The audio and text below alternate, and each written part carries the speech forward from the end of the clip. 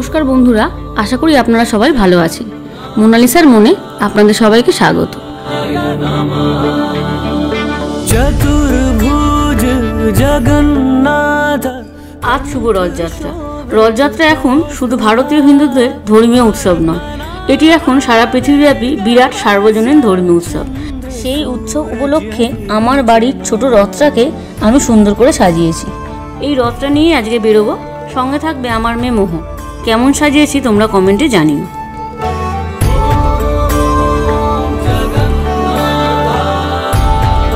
চলো আমরা জেনে নিই রথযাত্রার ইতিহাস। জগন্নাথ লোকনাথ নীলাদ্রি। কুরুক্ষেত্র যুদ্ধের পর অনেক দিন কেটে গেছে। শ্রীকৃষ্ণ তখন দ্বারকায়। শ্রীকৃষ্ণের জ্যেষ্ঠ ভ্রাতা বলরাম যোগবলে দেহত্যাগ করার পর শ্রীকৃষ্ণ এক বনে গিয়ে ধ্যান শুরু করেন।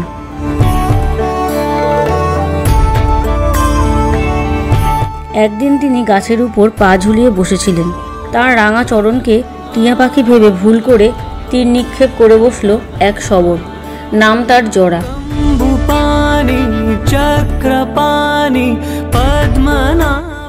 বাম পায়ে তীরের আঘাতে অবশেষে জীবনাবসান হল শ্রীকৃষ্ণের।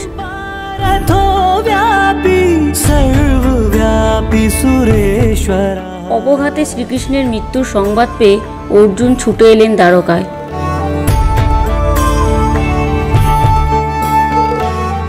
দেহ সৎকারের সময় অর্জুন দেখলেন গোটা দেহটা পুড়লেও সখার হৃৎপিণ্ড তো পুড়ছে না।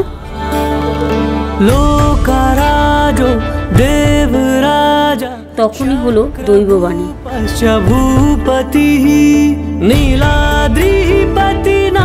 ইনি সেই পরম ব্রহ্ম।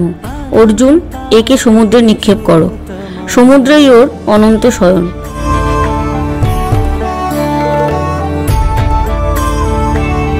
অর্জুন তাই করলেন। ঢেউয়ের মাথায় ভাসতে ভাসতে এগিয়ে চলল পরম ব্রহ্মের সেই হৃৎপিণ্ড। আর তাকে লক্ষ্য করে সমুদ্রের তীর ধরে ছুটে চলল অনার্য সেই শবর জরা।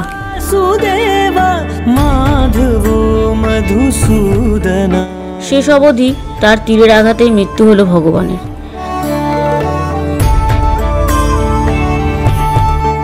দ্বারকা থেকে পুরী পর্যন্ত ছুটে চলা, অবশেষে এখানেই ভগবানের স্বপ্নাদেশ পেল সে।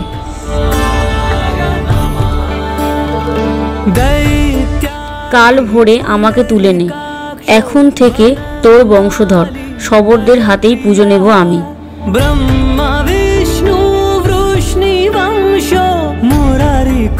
তখন থেকে নীলমাধব রূপে তিনি পূজিত হতে থাকলেন শবরদের কাছে।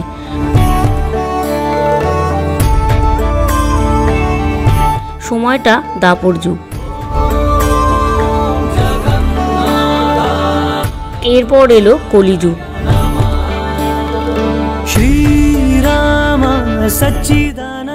শাস্ত্রমতে শ্রীকৃষ্ণের পরলোক গমনের মধ্যে দিয়েই 3101 খ্রিস্টপূর্বে 18 ফেব্রুয়ারি মাঘ মাসের শুক্লপক্ষে পূর্ণিমা তিথিতে শুক্রবারে দাপর যুগের সমাপ্তি ঘটে ও কলিযুগের সূচনা হয়।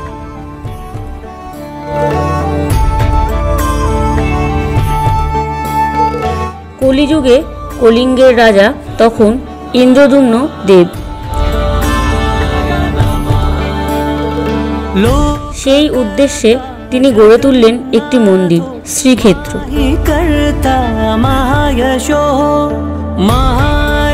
এখন আমরা তাকে চিনি জগন্নাথ ধাম রূপে। কিন্তু মন্দিরে বিগ্রহ নেই। রাজসভায় একদিন কথা প্রসঙ্গে তিনি জানতে পারলেন নীলমাধবের কথা।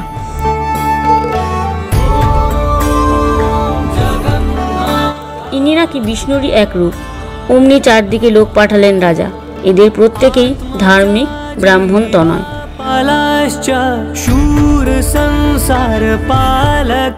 বাকিরা খালি হাতে ফিরে এলেও ফিরলেন না একজন বিদ্যাপতি।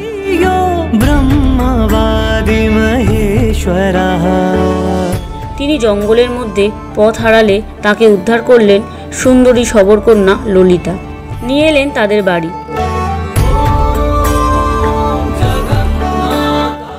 ললিতা সবররাজ বিশ্ব বসুর কন্যা। द्विभुजाश्च चतुर्बाहुः ললিতার প্রেমে পড়লেন বিদ্যাপতি। सहस्रकः पद्मपत्रा। বিয়ে হলো দুজনের। বিয়ের পর বিদ্যাপতি আবিষ্কার করলেন রোজ সকালেই সবররাজ কয়েক ঘন্টার জন্য কোথাও উধাও হয়ে যান, আবার ফিরে আসেন। কোথায় যান বিশ্ব বসু?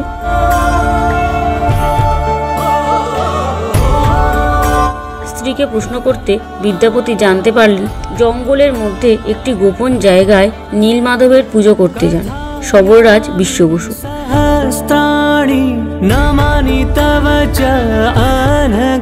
নীলমাধবের সন্ধান যখন পাওয়া গেছে তখন আর ছাড়ার নয়। অমনি বিদ্যাপতি বায়না ধরলেন তিনিও দর্শন করবেন নীলমাধবকে।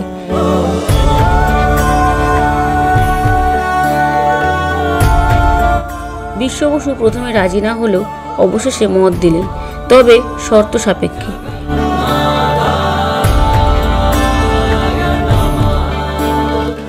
বিগ্রহ পর্যন্ত চোখ বেঁধে যেতে হবে বিদ্যাপতিকে।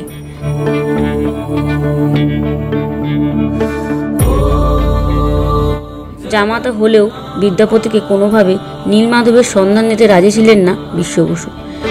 চতুর্ভুজ জগন্নাথ বিদ্যাপতিও ছাড়ার পাত্র নন। চোখ বাঁধা অবস্থায় যাওয়ার সময় তিনি গোটা পথটায় শস্যের দানা ছড়াতে ছড়াতে গেলেন। চন্দ্র সূরজ বিলোচনা। যথাস্থানে পৌঁছে যখন তিনি দর্শন পেলেন নীলমাধবের, তখন তার প্রাণ আনন্দে ভরে উঠল।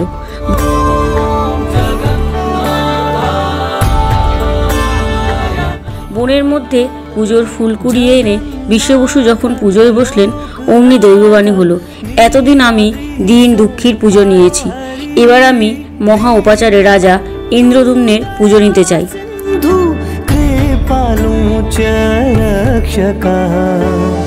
ভীষণ রেগে গেলেন সবররাজ। ইষ্টদেবতাকে হারাবার দুঃখে বন্দী করলেন বিদ্যাপতিকে।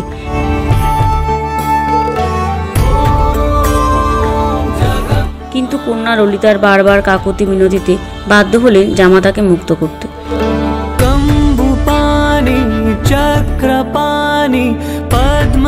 বিদ্যাপতিও সঙ্গে সঙ্গে এই খবর পৌঁছে দিলেন রাজার কাছে।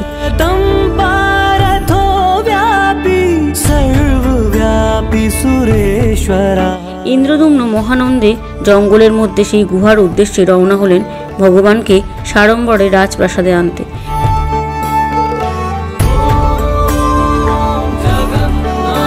কিন্তু এ কি, নীলমাধব কোথায়?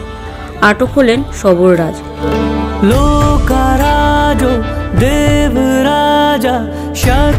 অগ্নিদেব শ্রীকৃষ্ণের হৃদয়টি পোড়াতে পারেননি। হৃদয়টি ভাসতে ভাসতে ওড়িশার অবন্তী নগরে এসে পৌঁছায়।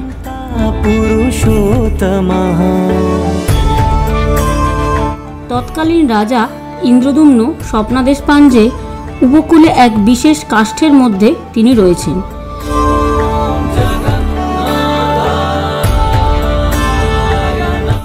রাজা ইন্দ্রদ্যুম্ন উপকূলে গিয়ে দেখেন যে সত্যি একটি চমৎকারী কাঠ ভাসতে ভাসতে সেই দিকেই আসছে। হাজার হাজার হাতি, ঘোড়া, সেপাই শাস্ত্রী, লোক লস্কর নিয়েও সমুদ্র থেকে তোলা গেল না সেই কাঠ।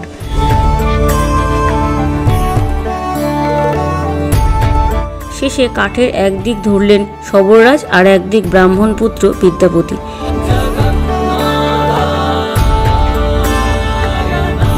রাজা ইন্দ্রদ্যুম্ন সবররাজ বিশ্ব বসুর সহায়তায় এই বিশাল কাঠটিকে মহলে নিয়ে যান। জগন্নাথের কাছে ব্রাহ্মণ সবর কোনো ভেদাভেদ নেই যে।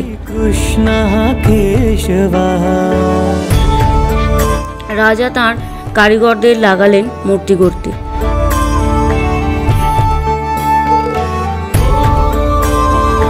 কিন্তু সেই কাঠ এমনই পাথরের মতো শক্ত যে ছেনি, হাতুড়ি সবই যায় ভেঙে।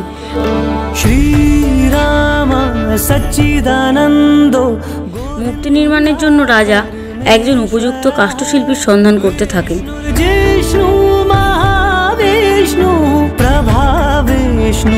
তখন এক রহস্যময় বৃদ্ধ ব্রাহ্মণ কাষ্ঠশিল্পী পরিচয়ে তার সম্মুখে উপস্থিত হন এবং মূর্তি নির্মাণের জন্য 21 দিন সময় চেয়ে নেন।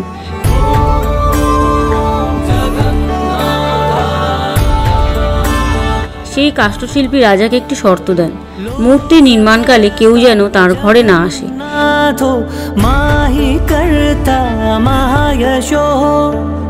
বন্ধ দরজার আড়ালে শুরু হয় মূর্তি নির্মাণের কাজ।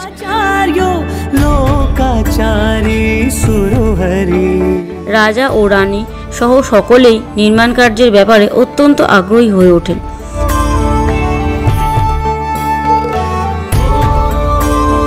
ইন্দ্রদ্যুম্নের রানী গুন্ডিচা রোজই রুদ্ধ দুয়ারে কান পেতে শোনেন কাঠ খোদাইয়ের ঠক ঠক শব্দ।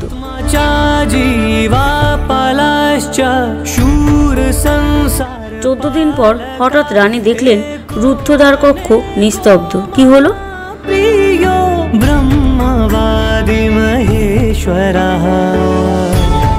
অত্যুৎসাহী রানী কৌতূহল সংবরণ করতে না পেরে দরজা খুলে ভিতরে প্রবেশ করেন।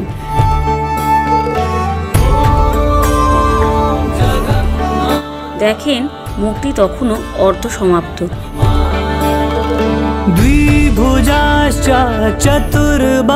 এবং কাষ্ঠশিল্পী অন্তর্হিত হয়েছেন।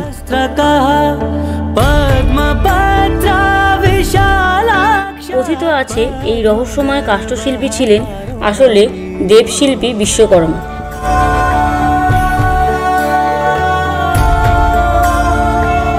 কিন্তু মূর্তির হাত পা নির্মিত হয়নি বলে রাজা বিমর্ষ হয়ে পড়ে।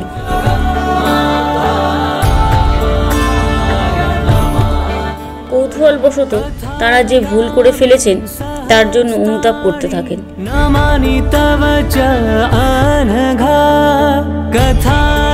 তৎমুহূর্তে দেবর্ষি নারদ তার সম্মুখে আবির্ভূত হন।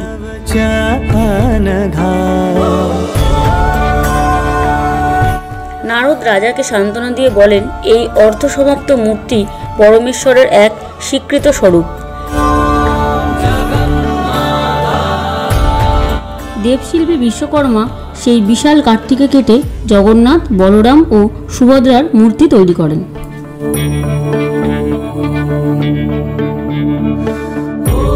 কাঠের ভিতরে থাকা শ্রীকৃষ্ণের হৃদয়, যেটি ব্রহ্ম পদার্থ বলে পরিচিত, সেটিকে মূর্তির ভিতরে স্থানান্তরিত করেন, যা পরবর্তীকাল ধরে 19 বছর পর পর জগন্নাথ দেবের নতুন মূর্তি নবেকলেবরে স্থানান্তরিত করা হয়।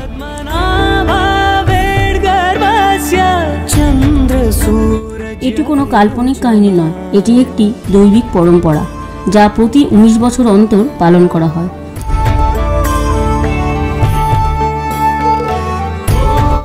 এই বস্তুটি এতই রহস্যময় যে এর প্রক্রিয়ায় প্রতিটি পর্ব অত্যন্ত গোপনে করা হয়।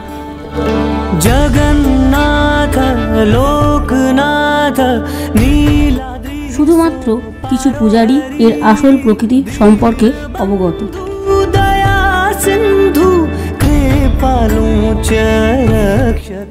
এই বিধি নিজের হাতে সম্পন্ন করেছেন এমন একজন পূজারী তাঁর এই অলৌকিক চমৎকারী অভিজ্ঞতার কথা জানিয়েছেন।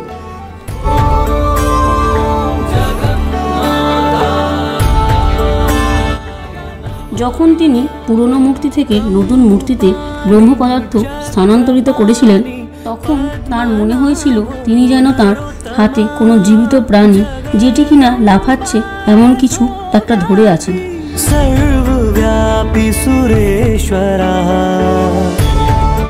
যদিও তার চোখ বাঁধা ছিল, তবুও তিনি সহজেই তা অনুভব করতে পেরেছেন।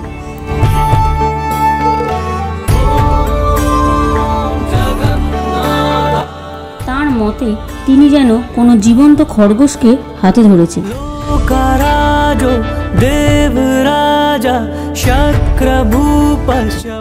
মনে করা হয় এই ব্রহ্ম পদার্থটি দিব্য ও ঐশ্বরিক শক্তিতে পরিপূর্ণ।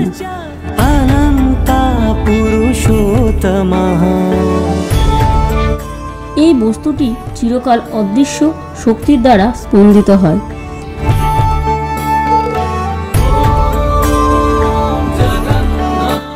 প্রতি 19 বছর অন্তর ভগবান জগন্নাথ দেব, বলভদ্রদেব ও সুভদ্রা দেবীর মূর্তি পবিত্র নিমকাঠ থেকে তৈরি করে মন্দিরে নিয়ে এসে পুরনো মূর্তির সামনে রাখা হয়।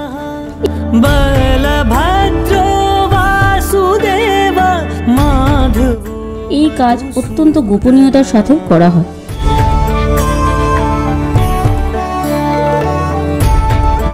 এই সময় ভগবানকে দেখার জন্য কাউকে ভিতরে যাওয়ার অনুমতি দেওয়া হয় না।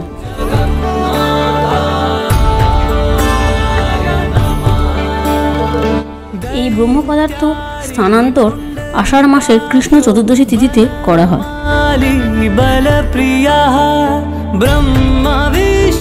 বেদ জরা আষাঢ় মাসের কৃষ্ণ চতুর্দশী তিথিতেই ভুল করে ভগবান শ্রীকৃষ্ণের চরণে তীর নিক্ষেপ করেন।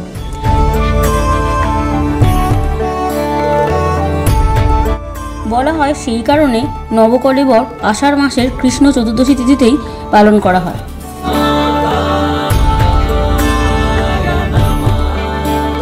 সাধারণত প্রতি মহাপাত্রদের মধ্যে সবচেয়ে অভিজ্ঞ 3 জন বয়স্ক ব্যক্তি এই রহস্যময় ব্রহ্ম পদার্থ স্থানান্তরের গুপ্ত বিধি পালন করেন।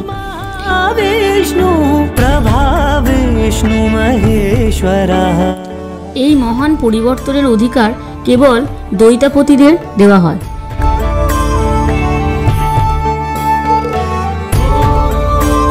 কারণ তাদের শবর জাতির বংশধর মনে করা হয়।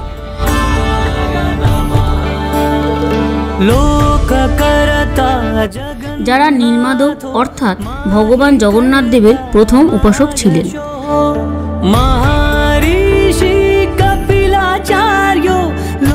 এই প্রক্রিয়াটি রথযাত্রা উৎসবের 3 দিন আগে পালন করা হয়।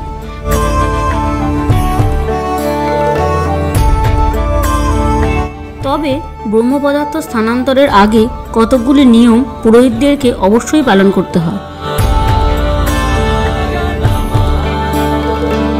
যেমন 3 দেবতার জন্য নির্ধারিত 3 পুরোহিতের চোখ বাঁধা থাকবে।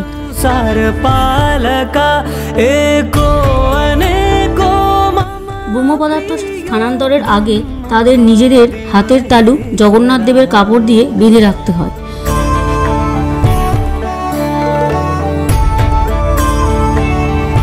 তারা সারাদিন মন্দিরে উপবাস করে একাগ্রচিত্তে ধ্যান করেন।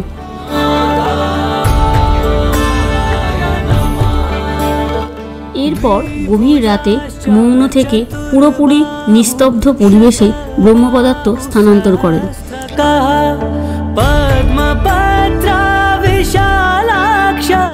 এই প্রক্রিয়ার সময় পুরনো দেবতাদের বিশেষ ভোগ নিবেদন করা হয়। এটি পুরনো মূর্তিগুলির শেষ ভোগ।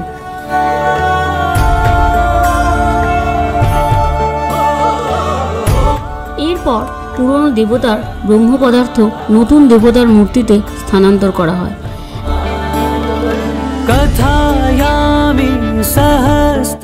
একবার ব্রহ্ম পদার্থ বের করে নেওয়ার পর সেই মূর্তিগুলিকে মৃত বলে মনে করা হয়।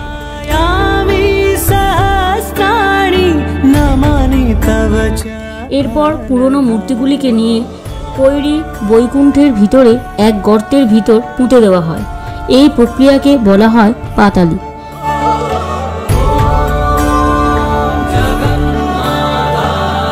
প্রত্যেক নবকলেবরে একই স্থানে নতুন মূর্তিগুলিকে বসানো হয় এবং পুরনো মূর্তিগুলি একই গর্তে পুঁতে রাখা হয়।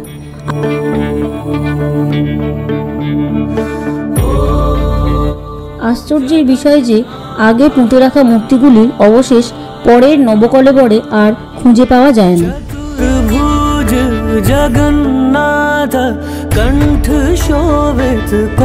যেটি ভগবানের এক অলৌকিক চমৎকার।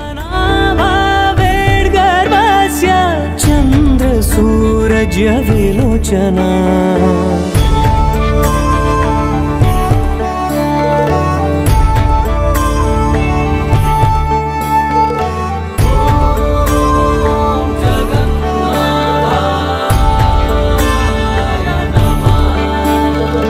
जगन्नाथ लोकनाथ नीलाद्रि सो पारो हरि दीन बंधु दया सिंधु कृपालु च रक्षकः।